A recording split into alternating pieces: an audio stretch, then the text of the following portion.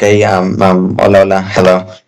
Today we'll be recording the third episode of this podcast where we'll be speaking about communication and how it's important in aeronautics, not just in piloting and the control of aircraft, but also in all other um, aspects of this industry.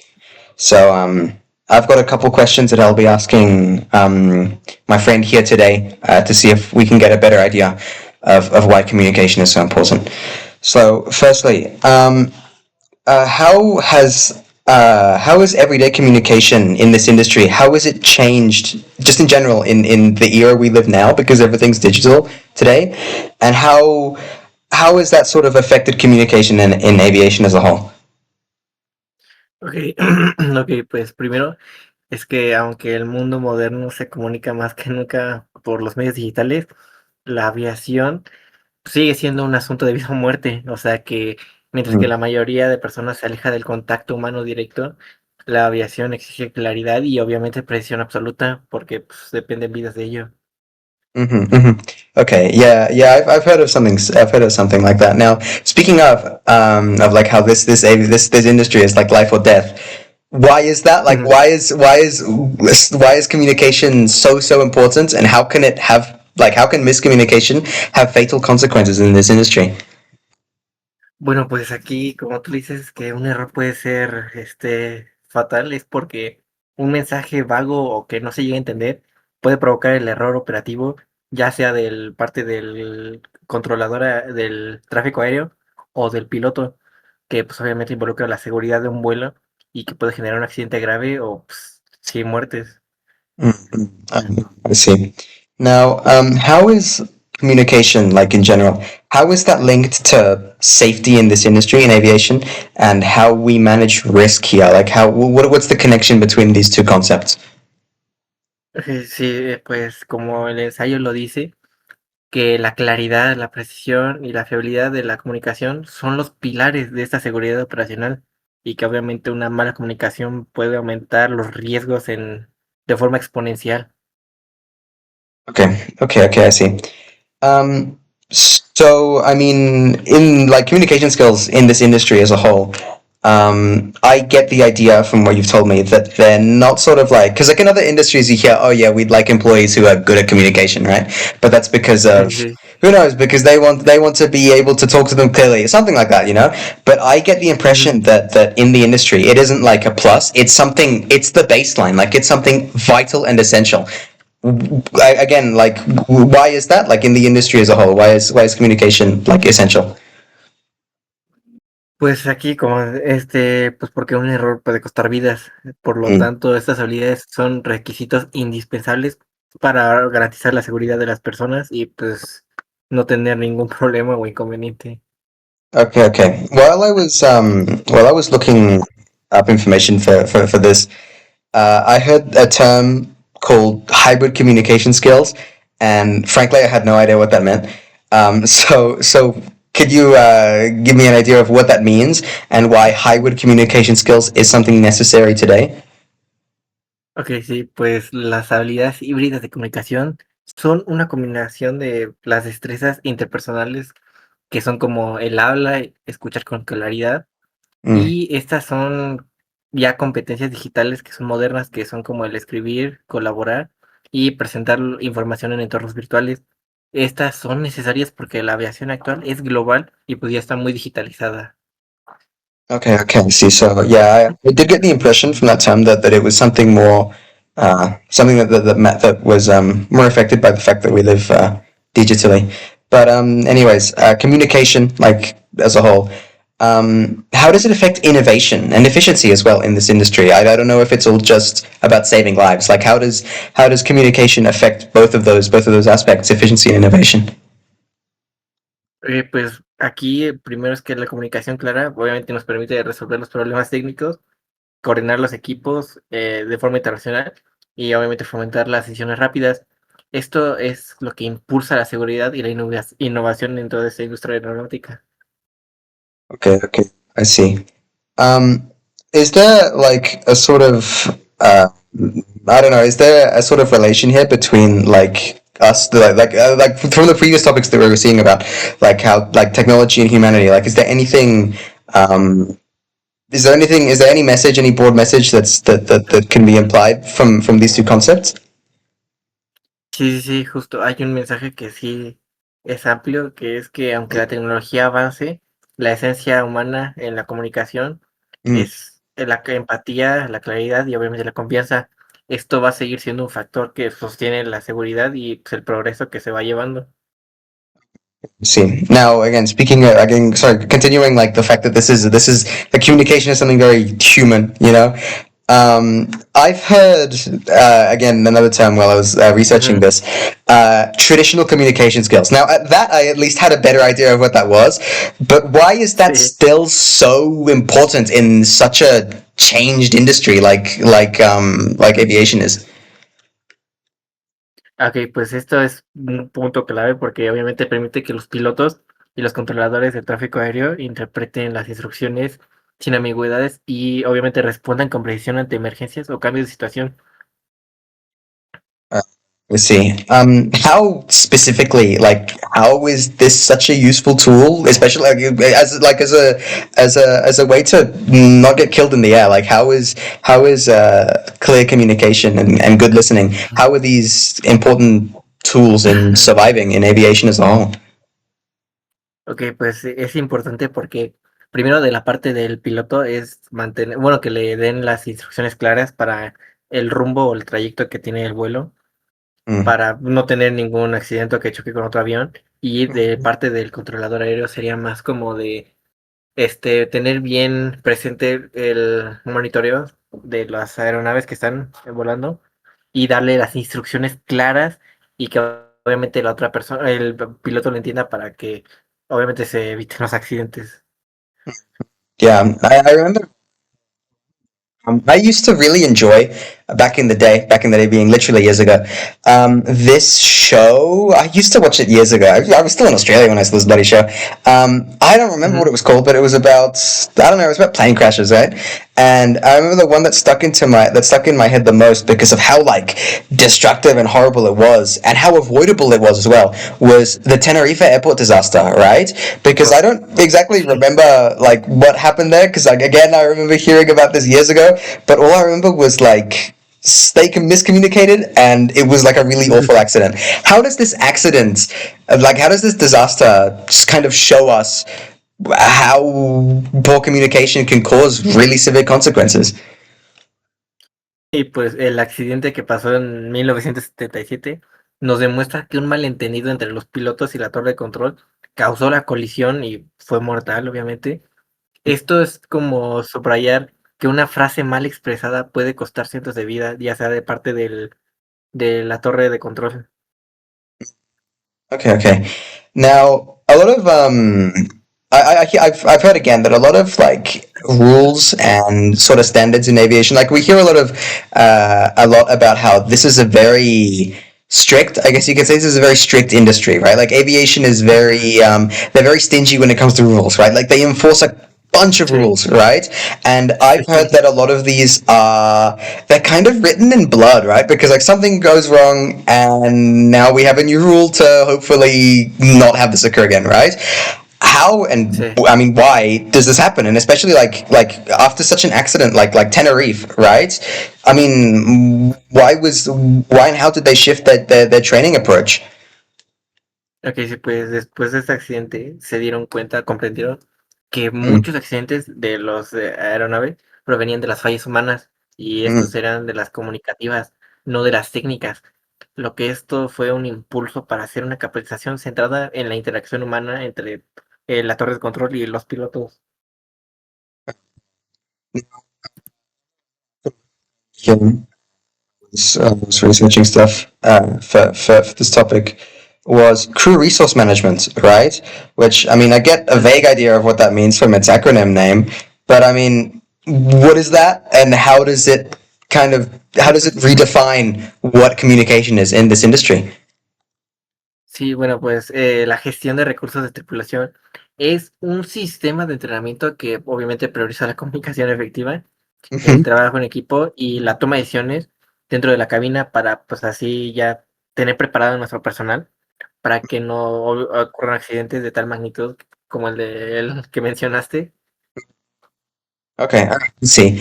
How does the training for career resource management, like how does it kind of emphasize these things? How does it emphasize, the respect and the hierarchy, but also like how is it assertive whilst also doing that? Like how does it emphasize these things? Bueno, sí, pues esto es más activo porque promueve que los miembros de menor rango puedan Mm, expresar preocupaciones con respeto, mm. mientras que los líderes escuchan activamente y fomentan una cultura de apertura entre las personas. Okay, okay, I see. Now another sort of thing related to CRM, to career resource management, is sort of a shared mental model, and I'd imagine it is something. This phrase is something similar to what you just said about how crewmates of lower rank can communicate with or can express worries with their superiors.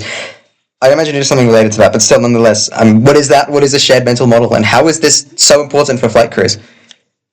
Sí, pues el modelo mental compartido es parecido porque es la comprensión común de la situación Mm, por parte de todo el equipo, que obviamente es necesaria para coordinar las acciones y responder coherentemente ante imprevistos. Como dijiste, sí es algo similar a lo que mencionamos antes y mhm. van de la mano ya que se complementan.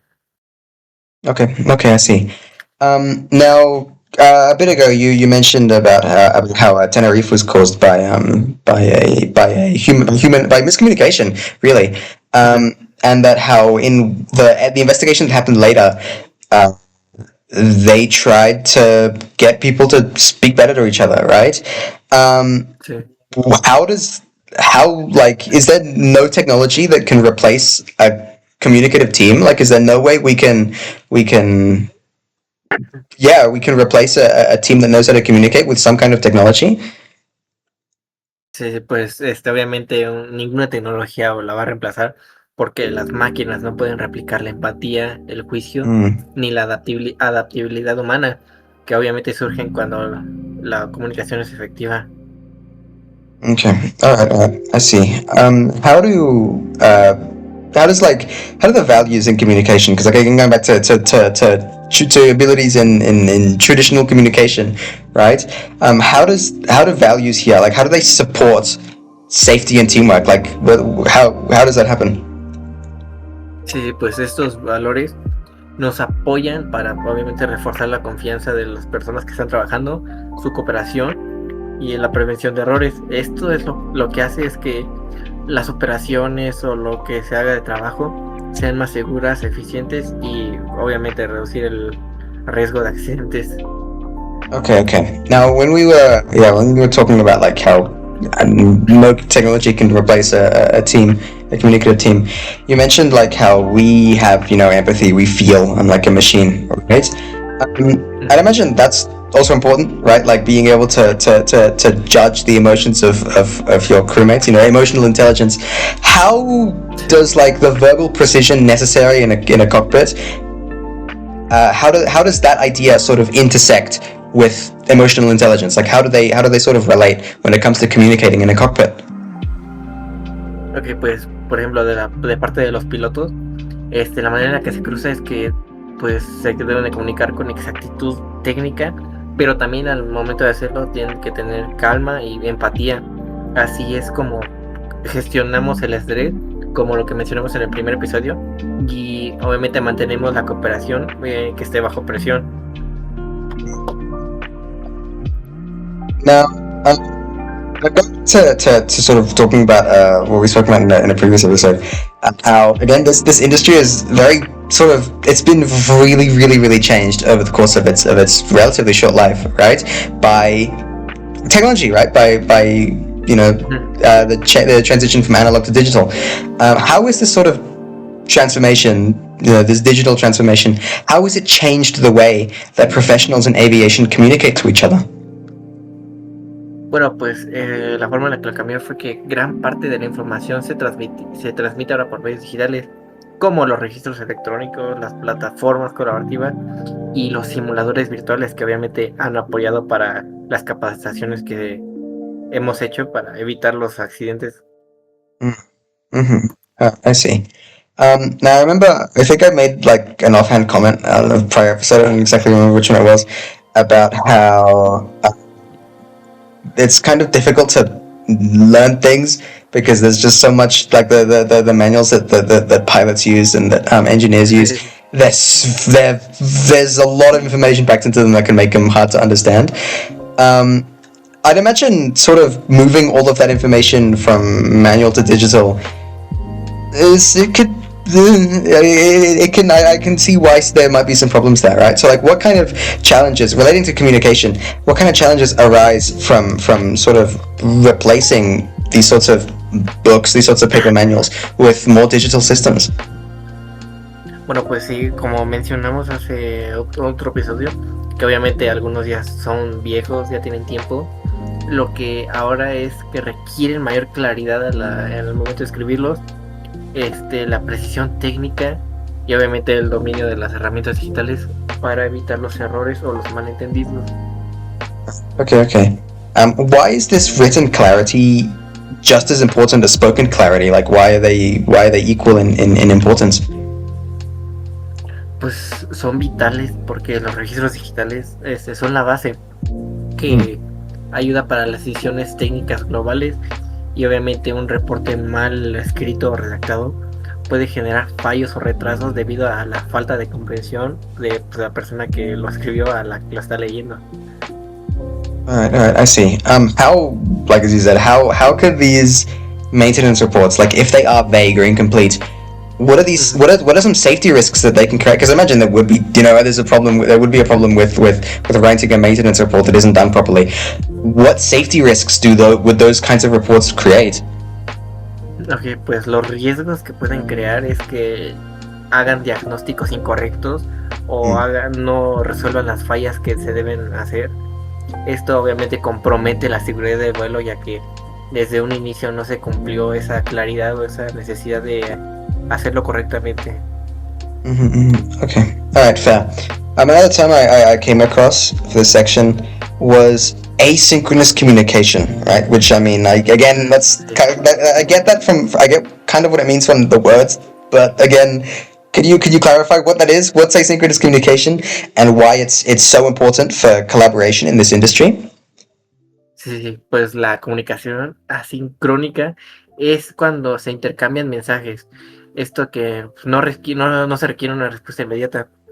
Y pues es crucial porque los equipos internacionales trabajan obviamente en distintos horarios, y más por los vuelos internacionales que se llegan a hacer, porque obviamente el cambio de horario es muy distinto y obviamente no es como que vayan a responder luego. Yeah, okay, yeah, fair.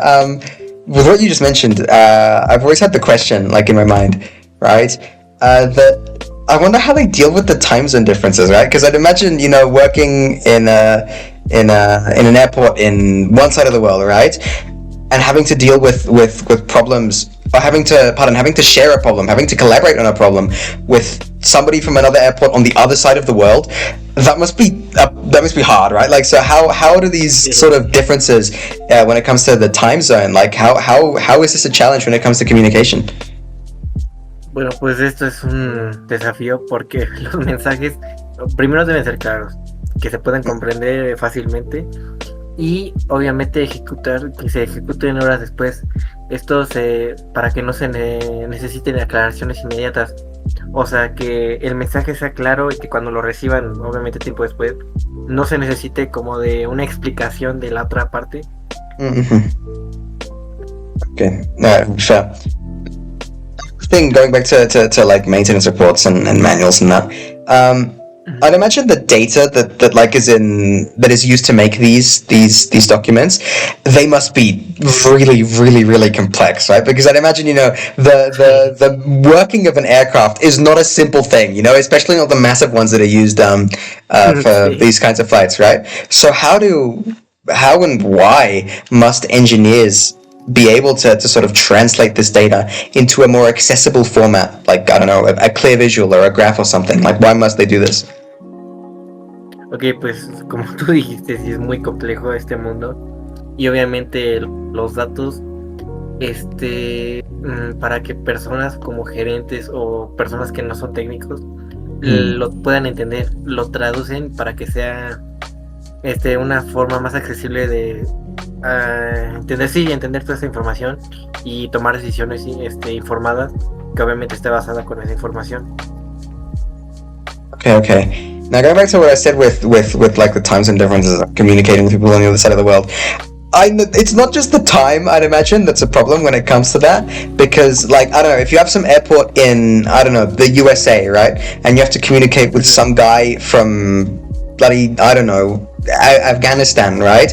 I'd imagine your culture is not the same one, you know, like there must be some, there would be typically, you'd imagine, some kind of, maybe not clash, but like sort of barrier, except like excluding the language, right? Even speaking the same language, there must be sort of like a, you know, something there, right? How does like this intercultural communication, how does it affect teamwork in aviation? Ok, pues la manera en que funciona es como que exige sensibilidad, obviamente hacia la diferencia de culturas, al momento de expresarse.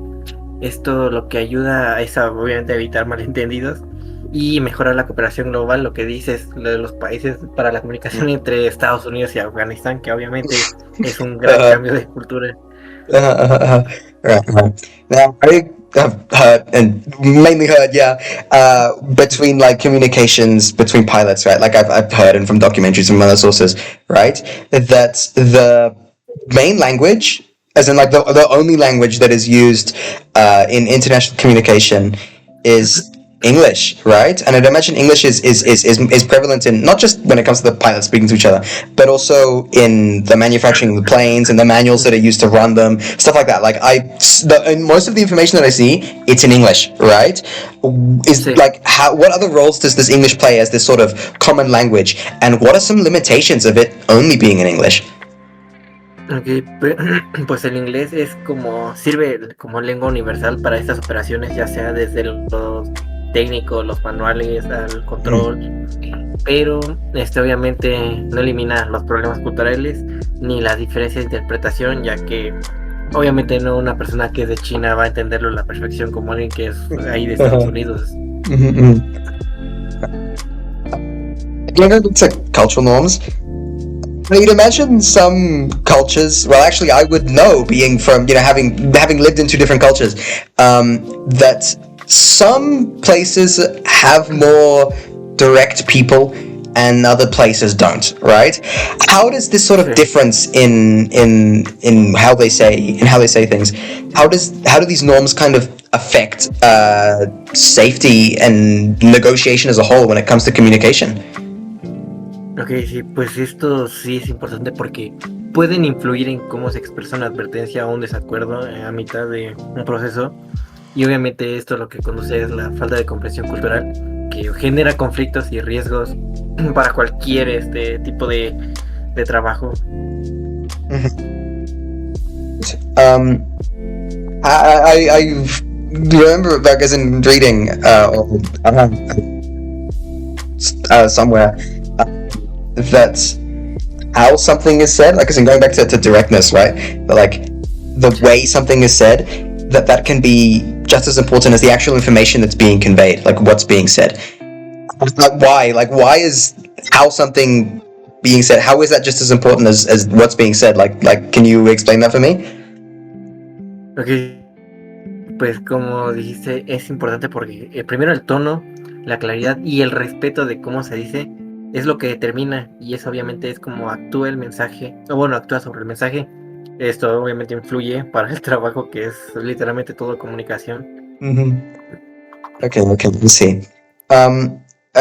How does like collaboration, like remotely, right? Because again, these people, like I'd imagine the aviation industry is a global one, right? Like all are, right? But like it's I think it's uniquely global because it's so interconnected. Like for example, I don't know, in the automotive industry, I don't think you have to, everything there can be local, because like I mean, as much communication that you have to make with a peer who also makes cars on the other side of the world, right? It's not that way in aviation, right? It's you have to talk to the guy who's in China making planes as well, right? So how does like this sort of remote collaboration, how does it sort of require new approaches to coordination and clarity? Ok, pues esto se requiere porque sin ninguna interacción presencial, los mensajes obviamente deben ser más explícitos y de forma que estén bien estructuradas para mantener la sincronía y la confianza entre los operadores, ya sea de diferentes países o culturas, para que no haya ningún malentendido. Okay. The sort of theater, I guess, field of communication when it comes to aeronautics that I remember hearing about and reading about because I thought it was cool, like how it worked, was how communication functions when it comes to operating flying vehicles that don't have passengers or pilots in them, like drones and just unmanned aerial vehicles. What sort of specific communication is needed when it comes to operating these sorts of vehicles? Ok, pues para este tipo de vehículos que, como dijiste, los drones, es que los operadores deben comunicarse con precisión con los controladores y los equipos a distancia. Esto es obviamente sin un contacto visual o sí, para evitar accidentes. Yeah, okay, fair. I didn't consider that, but I guess it does kind of change things not being in the craft itself. I guess that's a simple thing, but I didn't really think of that.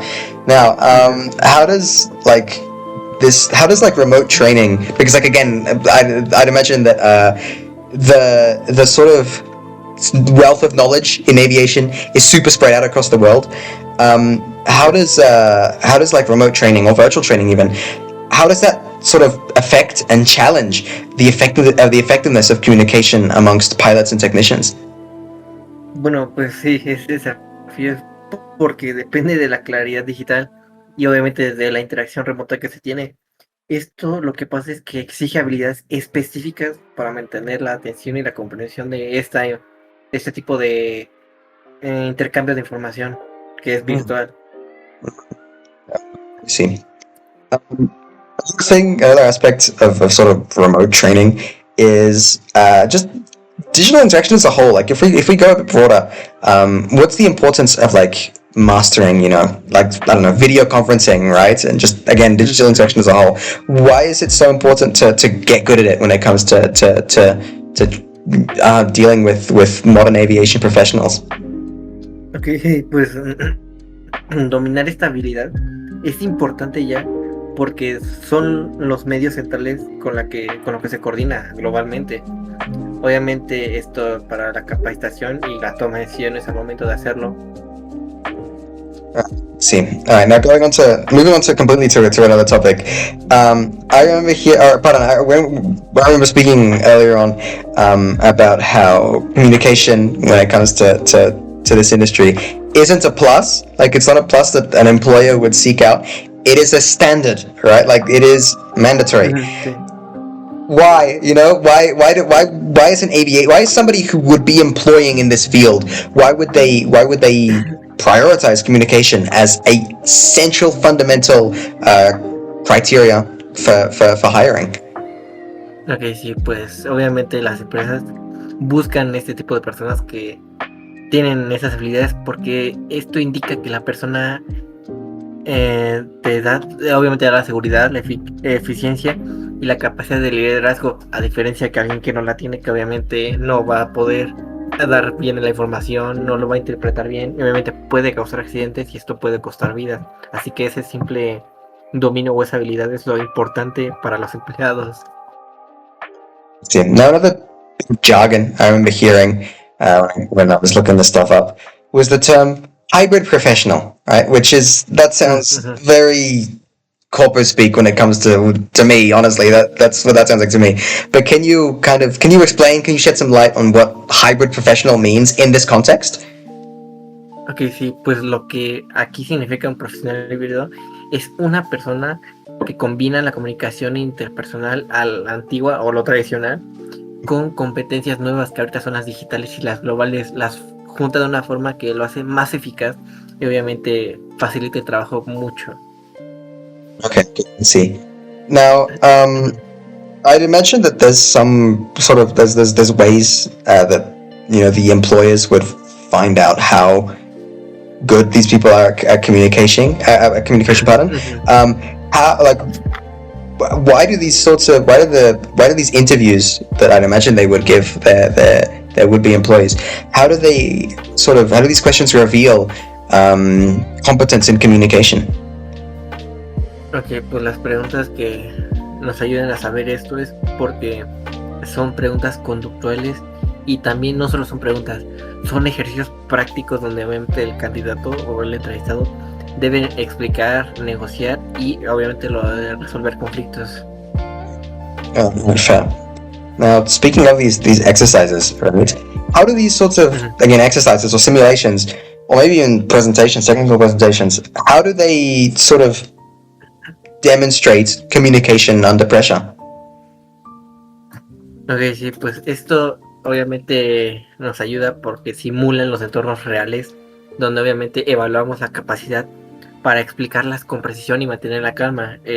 Bueno, así la simulación es como un accidente sobre una mala, no sé, un mal movimiento sobre el piloto o así.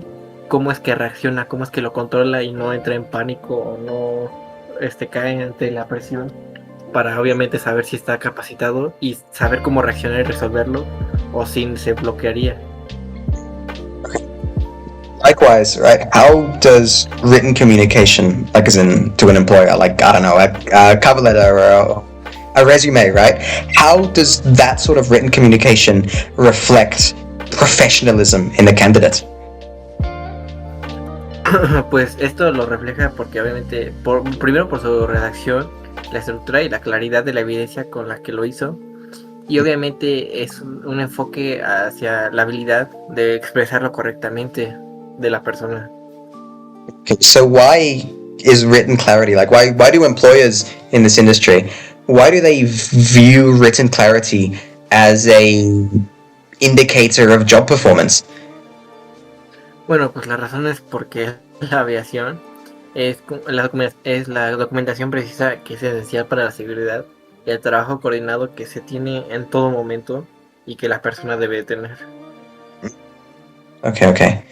How is leadership? How is communication skills? How are they sort of linked to leadership, like potential, right? Like, as in how? What's the relation between being good at communicating and being a good leader?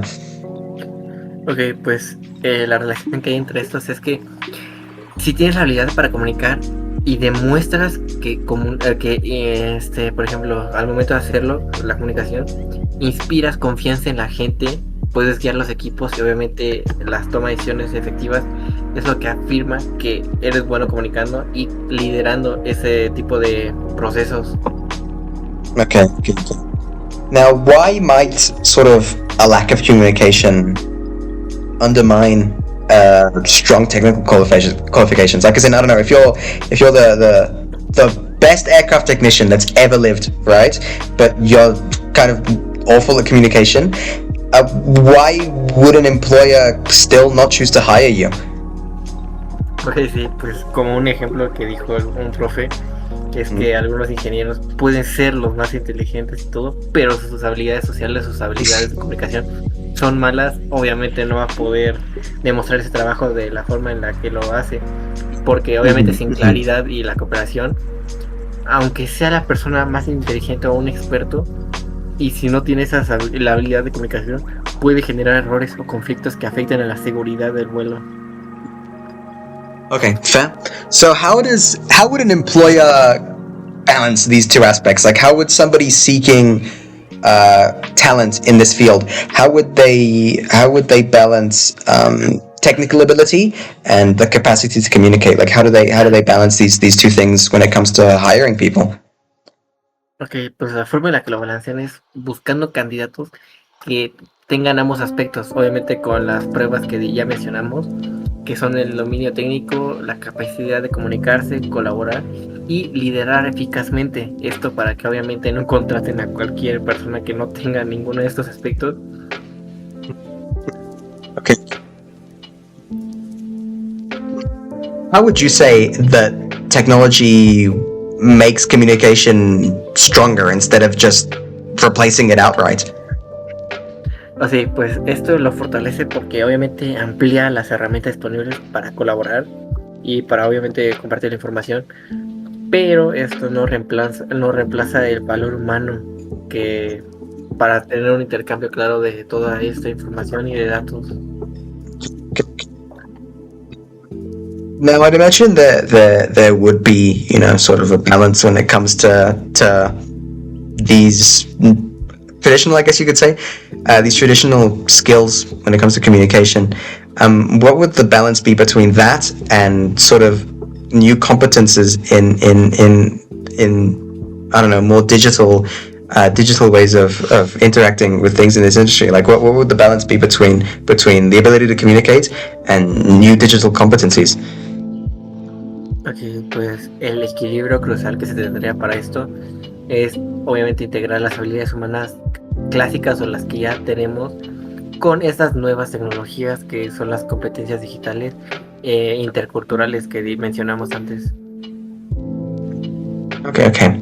Now, how does communication stay sort of or remain a line of defense in aviation safety, even when we have, technology like, I don't know, AI or really crazy advanced automation? Like, how does it remain sort of the safeguard of aviation industry as a whole?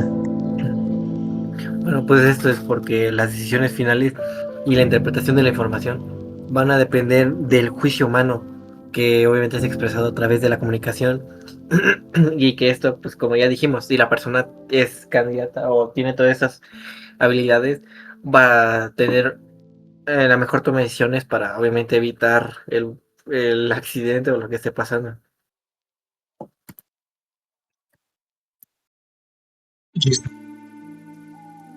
A machine out there, why would you say that is still only as good as the people around them who still have to like communicate and talk the old-fashioned way, if you will? Why would you say that? Pues lo diría porque la tecnología depende completamente de las personas que la operan. Esto es porque la interpretan y se coordinan entre sí para garantizar su uso seguro y efectivo, obviamente con la capacitación y todas las habilidades para que se pueda tener esta eficacia entre las dos, como máquina como hombre.